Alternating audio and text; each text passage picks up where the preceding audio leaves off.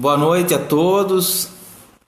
Eu havia comentado com vocês que nós íamos fazer a transmissão nossa hoje gravada do salão da nossa casa espírita, mas como está chovendo muito na nossa cidade e aqueles que conhecem o nosso salão sabem que nós não temos forro lá, então a telha de zinco faz muito barulho, então não foi possível a gente gravar lá hoje.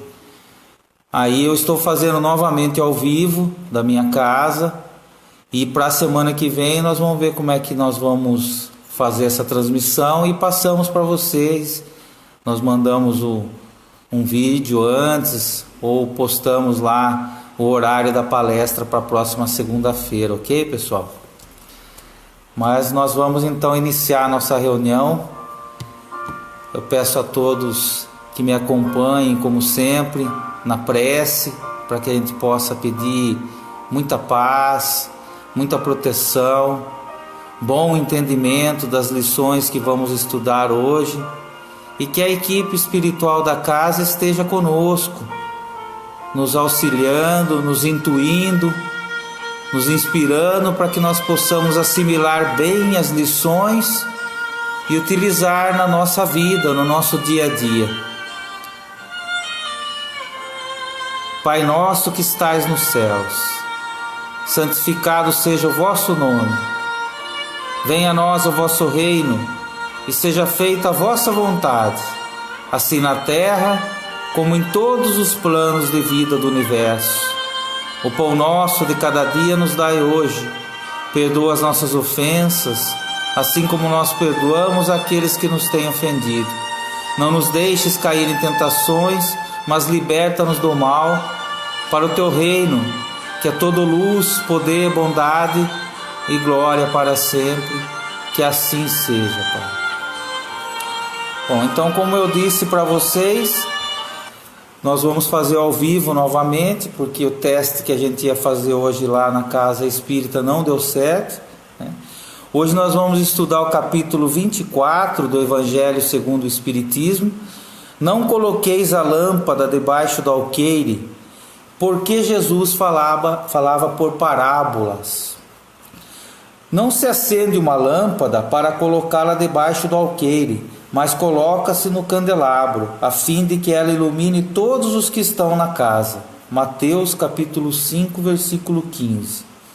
Ninguém acende uma lâmpada para depois cobri-la com um recipiente ou colocá-la debaixo da cama. Ao contrário, coloca-a num candelabro, para que aqueles que entrem vejam a luz. Pois nada há de secreto que não deva ser descoberto, e nada de oculto que não deva ser conhecido e manifesto publicamente. Lucas capítulo 8, versículos 16 e 17. Aproximando-se seus discípulos, disseram-lhe: por que lhes fala em parábolas? E respondendo-lhes, disse: porque a vós foi dado conhecer os mistérios do reino dos céus, mas a eles não. Falo-lhes por parábolas, porque veem sem ver, e ouvem sem ouvir, nem entender. E é neles que se cumprirá a profecia de Isaías, que diz: ouvireis com seus ouvidos, mas não entendereis. Olhareis com vossos olhos, mas não vereis, porque o coração deste povo tornou-se insensível, e seus ouvidos tornaram-se surdos, e eles fecharam os olhos por temerem, para não acontecer que vejam com os olhos, e ouçam com os ouvidos, e entendam com o coração, e se convertam, e assim eu os cure. Mateus capítulo 13, versículo 10 a 15. Admira-se ouvir Jesus dizer que não se deve colocar a luz debaixo do alqueire, ao passo que ele mesmo constantemente oculta o sentido de suas palavras sobre o véu da alegoria, que não pode ser compreendida por todos. Ele se explica dizendo aos apóstolos: falo-lhes por parábolas, porque eles não têm condições de compreender certas coisas. Eles veem, olham, ouvem e não compreendem. Tudo o que lhes dissesse seria inútil no momento, mas direi a vós, porque a vós foi dado compreender esses mistérios. Portanto, ele agia com o povo como se faz com as crianças, cujas ideias ainda não são desenvolvidas. Assim ele indica o verdadeiro sentido da máxima: não é preciso colocar a lâmpada debaixo do alqueire, mas no candelabro, a fim de que todos aqueles que entrem possam vê-la. Isso não significa que é necessário revelar imprudentemente todas as coisas. Ao contrário, todo ensinamento deve ser proporcional à inteligência daquele a quem é dirigido, pois para algumas pessoas uma luz muito viva ofusca-as sem esclarecer. Nós vamos iniciar com essa frase: todo ensinamento deve ser proporcional à inteligência daquele a quem é dirigido. Desde o início, os espíritos superiores transmitem os ensinamentos para nós gradualmente. Tem que ser dessa forma, tem que ser assim, porque senão nós não conseguimos assimilar. Então é gradativo. Esse é o motivo pelo qual Jesus falava em parábolas para o público em geral. Geralmente ele falava em parábolas. E para aqueles que tinham mais condições de entender, os apóstolos, por exemplo, ele falava mais diretamente sobre os ensinamentos. Inclusive na conversa com Nicodemos, é um exemplo, né? Estava ele, Nicodemos e 2 dos apóstolos. Ele foi direto com Nicodemos quando falou da reencarnação, da necessidade da reencarnação. Então há vários exemplos em que Jesus é mais direto. E esse texto, ele mostra para nós que os ensinamentos, as coisas boas, as coisas importantes, nós temos obrigação de compartilhar, né? De esclarecer da melhor maneira possível, para que todos possam compreender. Só que para muitos ainda é necessário que seja dosado, né? Porque senão a pessoa não vai entender ainda. Nós vamos compreender isso mais no final da nossa palestra hoje, que cada um tem seu tempo. Então, para aqueles daquela época, aqueles espíritos que estavam encarnados ali, as parábolas que Jesus contava, elas representavam coisas do dia a dia deles ali, do dia a dia simples daquele povo. E muitos ensinos eles assimilavam parcialmente, alguns eles entendiam um pouco melhor, né? Mas todos eles surtiriam efeito futuramente para aqueles espíritos. Eu comentei na nossa palestra da semana passada que a maioria dos espíritos que estão encarnados hoje no planeta Terra são de espíritos que estão na adolescência espiritual. E aqui ele fala que Jesus contava as parábolas como se faz com as crianças, porque naquela época, há mais de 2000 anos atrás, a maioria dos espíritos que ali estavam na infância espiritual ainda. Mas veja um exemplo simples: o A de abelhinha que a gente aprendeu lá na escolinha, ele não vai deixar de ser A depois que a gente está adulto. Porém, a gente aprendeu que tem A com acento, A com tio, A com crase, tem 2 As juntos, como a palavra caatinga, por exemplo, na mesma palavra. Então a gente aprendeu muito mais coisas sobre o uso do A, mas o A não deixou de ser A. E é isso que Jesus fazia nas parábolas. Só que pode haver aí uma contradição, como está falando no texto, né? Por que Jesus diz para não colocar a luz debaixo do alqueire, e ele, de certa forma, oculta os ensinos nas parábolas? É que, na verdade, nós precisamos compreender que ele não está ocultando os ensinos na parábola, ele está dosando o ensino. Ele está dosando a luz, dosando a verdade, porque nós não somos capazes ainda de suportar a verdade total. Eu até separei aqui, para elucidar a nossa lição, um texto do capítulo 25 do livro Jesus no Lar, que se intitula A Visita da Verdade. E lá narra o seguinte: que Pedro, após Jesus dizer que só a verdade nos libertará, à noite do mesmo dia, Pedro indaga a Jesus: Senhor, que é a verdade? E ele responde: a verdade total é a luz divina total. O homem ainda está longe de a suportar.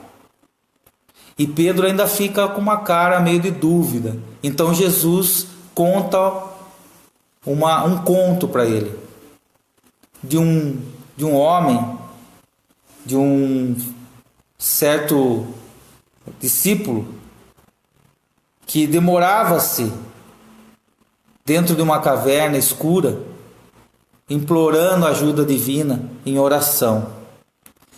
E Deus, compadecido dele, enviou-lhe a fé. Ele se acalmou por algum tempo, sossegou, mas logo retornou ao sofrimento em que ele estava, reclamando da escuridão da caverna, do odor fétido da caverna, das criaturas da caverna. Então o Pai lhe enviou a esperança, que o consolou por algum tempo, fortaleceu, mas alguns dias depois ele entrou de novo naquele mesmo estágio de lamentações, de reclamações. Então Deus lhe enviou a caridade. E mesmo com a presença da caridade, ele continuou desesperado, clamando ajuda divina, gritando pela ajuda dos céus. Aí Deus lhe enviou a verdade. E a verdade se apresentou a ele com toda a sua luz, mostrando a porta da libertação. Porém, nesse momento, ele viu a si mesmo, percebeu que o cheiro fétido era das próprias pústulas, das próprias feridas dele. E não conseguindo encarar a verdade, fugiu para um lado escuro da caverna, buscando novamente se esconder. Muitos ainda fogem à verdade. Muitos ainda não suportam a verdade, não suportam a luz. Então precisa ser gota a gota esses ensinamentos para nós, para que a gente vá se acostumando. É como você está dormindo num quarto escuro e alguém acende a luz forte do quarto. Imediatamente você se cobre com a coberta ou põe a mão no rosto. Tem que acender primeiro a luz do abajur, que é fraquinha, e daí gradativamente a gente vai se acostumando. Mas voltando ao texto de Mateus, aqui é narrado o versículo 15. E no versículo 16, Jesus diz o seguinte: de tal modo brilhe a vossa luz diante dos homens, que eles vejam as vossas boas obras e glorifiquem o vosso Pai que estás nos céus. Aí tem que dar uma paradinha aí. Brilhe a vossa luz, vejam as vossas boas obras. É uma ligação direta. Boas obras, brilhar a luz. Nós somos aquilo que nós fazemos e não aquilo que nós dizemos.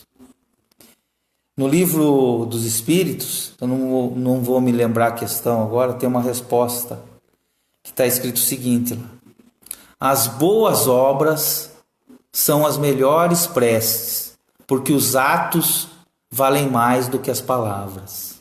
Veja que resumo. Os atos valem mais do que as palavras. Então, quando Jesus fala isso para nós, que brilha a nossa luz, o que ele está falando? Para nós não colocarmos a candeia debaixo do alqueire. Só que há um problema aí, né? Vamos entender o que é candeia e o que é alqueire, senão nós não vamos compreender a lição. Candeia era um pequeno objeto de barro e era colocado óleo ali dentro, enrolava-se um pano, embebia-se no óleo, acendia e o óleo mantinha o fogo aceso. Alqueire é um cesto que eles usavam para guardar os grãos. Era um cesto de medida de grãos. Agora, medida de terra, né? Alqueire. Então, acender a candeia e colocar ela e pôr o cesto em cima, o que vai acontecer? Ou ela vai apagar porque vai abafar, ou ela vai continuar acesa, mas ninguém vai enxergar a luz, né? E há uma questão aí muito interessante, porque quando você acende a candeia, Jesus está falando ali para colocar num lugar alto para que todos vejam. Só que quando você segura ela na mão, você corre o risco do óleo quente escorrer no seu braço e te machucar. Então, quando a gente começa a brilhar no sentido que a gente está buscando as verdades do Evangelho, a brilhar no sentido que nós estamos buscando ser uma pessoa melhor, ser um ser humano melhor, ser um espírito melhor, o que acontece? Nós vamos ser atingidos por aqueles que não querem isso. Então, aquele que segura a candeia, ele tem uma responsabilidade muito grande. É para isso que Jesus está nos chamando. Só que esse segurar a candeia, esse brilhar a vossa luz, que é através dos atos, também tem uma parte que nós precisamos buscar o conhecimento, que é o que nós estamos fazendo aqui. É necessário que eu conheça os ensinamentos de Jesus de uma maneira mais clara. E é necessário também que eu respeite o tempo do outro conhecer esses ensinamentos de uma maneira mais clara. Nós não devemos sair por aí afoitos, querendo converter todo mundo para o Evangelho de Jesus. Ele fala isso no trecho aqui, ele narra isso, né? No trecho aqui, né? Isso não significa que é necessário revelar imprudentemente todas as coisas. E fala também a questão do grão, né? Que ele, se ele é semeado antes do tempo, ele não vinga, né? Em outras palavras, ele diz isso aqui. Então nós precisamos respeitar o tempo do outro, né? Quando perguntam algo para nós, da nossa escola religiosa, perguntam algo para nós do plano espiritual, nós tentamos explicar, sem pretensão, da melhor maneira possível. Até porque alguns assuntos não tem como você explicar para a pessoa se ela não tiver um certo conhecimento, uma certa iniciação. Vou dar um exemplo. A pessoa pergunta, já várias vezes perguntaram isso para mim: é possível eu me comunicar com os meus entes queridos que já desencarnaram? É possível. Porém, para eu explicar para ela que existe todo um mecanismo, que não é tão simples isso, eu não vou conseguir explicar para ela numa conversa de 10, 15 minutos, 20 minutos, meia hora. É necessário que ela estude um pouco os livros espíritas, estude um pouco o Evangelho de Jesus para que ela possa entender isso, né? Por isso que o texto aí finaliza, como eu disse, né? Dizendo, em outras palavras, que é necessário o tempo de cada um, né? O que ele vai falar aqui, né, no finalzinho aqui, né? Além da questão aí que eu já coloquei, que os ensinamentos são passados, né? Conforme o nosso grau de evolução, para que a gente compreenda, né? No final aqui ele vai falar: como Deus lhes deu a inteligência para compreender e para guiarem-se nas coisas da terra e do céu, eles querem tornar sua fé racional, então não é mais necessário pôr a lâmpada debaixo do alqueire. O Espírito vai buscar essa luz. Vai chegar um momento que ele vai buscar um esclarecimento melhor dos ensinamentos de Jesus. E aí entra, sem dúvida, sem sombra de dúvida, a função mais importante da casa espírita. A função mais importante da doutrina espírita. Que é dar essa oportunidade para ele conhecer. Nós temos vários trabalhos na nossa casa. Os trabalhos de atendimento mediúnico para os espíritos desencarnados, sofredores. Os trabalhos assistenciais para os encarnados. Nós temos o atendimento fraterno para o encarnado que está passando por dificuldades.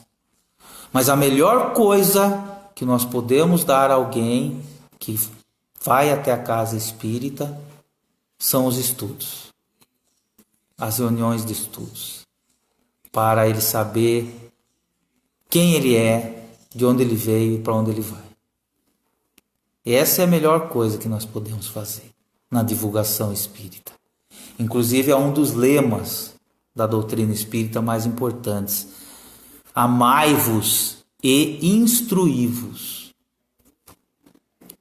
Então, a partir do momento que nós temos uma instrução, que nós podemos passar algo para os nossos irmãos, não vamos colocar a lâmpada debaixo do alqueire. Essa é a lição de hoje.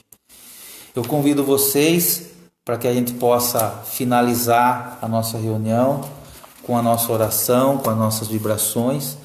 Como eu disse no começo, nós vamos ver como é que nós vamos fazer a transmissão da próxima semana, porque nós temos ainda que resolver a questão da transmissão direto lá da nossa casa espírita.